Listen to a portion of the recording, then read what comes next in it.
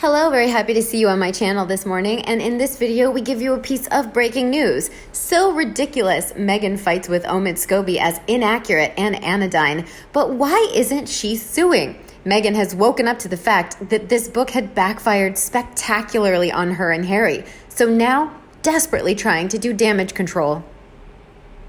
To begin, this is an interesting but equally ridiculous battle. The public knows that Harry and his wife spoke to the authors of their book, as they could not help themselves as they feel they have been so hard done by the royals, the media, and the public.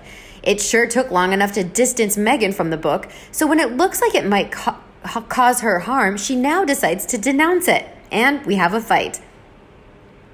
A gushing biography of Meghan Markle is inaccurate and anodyne, her lawyer said yesterday. In court papers, Jenny Afia said the authors of Finding Freedom had relied on the creative license to produce their best-selling account of Meghan and Harry's lives. Miss Afia is representing Meghan in her privacy battle against the Mail on Sunday. Do they really think people are that deluded? Miss Afia branded many of the book's intimate anecdotes as either extremely anodyne and or are inaccurate. But the newspaper accused the letter as well as the photographers and other personal information featured in the biography, showing the Duchess had permitted details of her life to be shared. They told the court on Monday that there were details in the book that could only have come from Harry and Meghan themselves. Well, this isn't such a surprise now, is it? We were all just waiting, and that didn't take long. The book just came out 6 weeks ago, and now look what Meghan did to Omid. She dismissed him as a liar when she was sitting at the table giving him play-by-play and using her friends to relay stories. Omid would be of no value to her once she used him for the book. He was too obsessed and fixated on Meghan and Harry that he dismissed everyone's warning. And now look. And the question is, if her lawyer said the book is inaccurate and anodyne, then why isn't Meghan suing Scobie for doing an invasion of privacy? Seriously, they never would have allowed that book to be published if that was the case, as they would sue anything that moves. Just because they don't like the public reaction to it, honestly, why do they think everything they do is sacrosanct? I've been saying this for months, my theory. If the book is received well, then they will claim it's true. If the book flops and it's not received well, they will claim it's false. Lawyers for the Mail on Sunday also told the court Meghan does not object to details being publicly disclosed, provided that such disclosure is couched in terms that are favorable and flattering. As an example, she said the book detailed the Duchess's hygiene and bathroom routines on a holiday in Botswana. Finding Freedom says the pair stayed at the Meno Aquena safari camp on the edge of Maktagali Ponds National Park. An account of their first date included what they drank, a beer for him, martini for her, what they talked about, and whether or not they kissed, along with the context of their follow-up text messages. I've always thought Harry was not too swift. Now it looks like they are evenly matched. Why didn't Meghan issue a statement earlier if she thought the book wasn't flattering enough?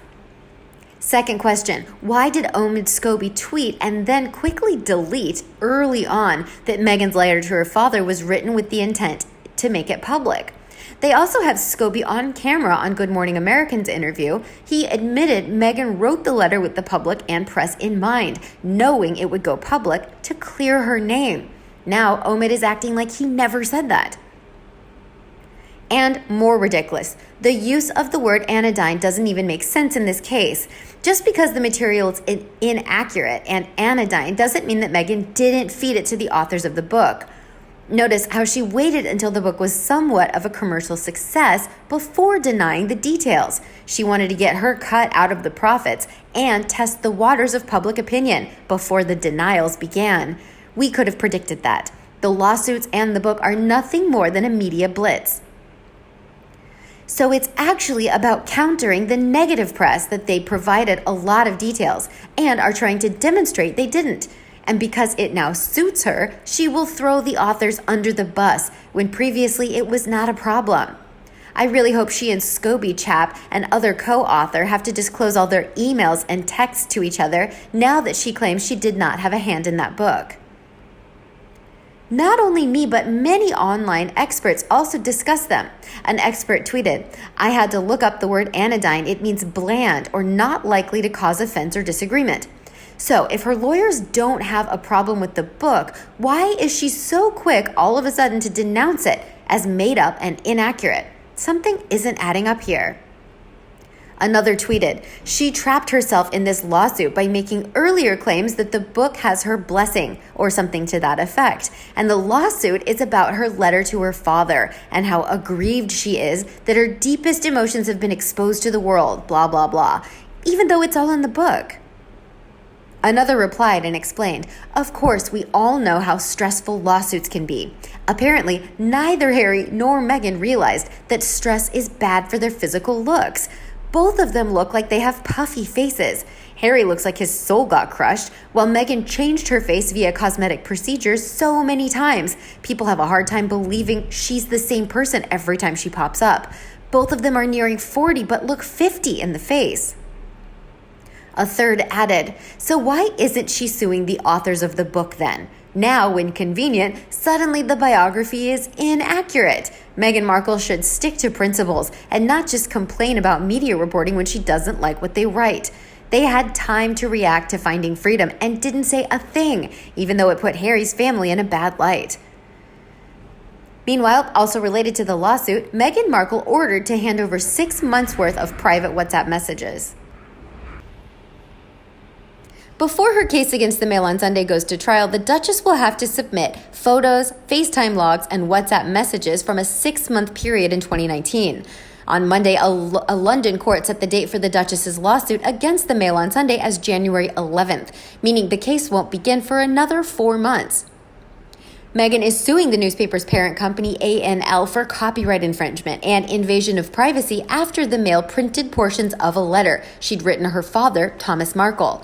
The Mail is now seeking to amend their defense after the publication of flattering biography Finding Freedom last month, with which Meghan and husband Prince Harry have strenuously denied they were involved.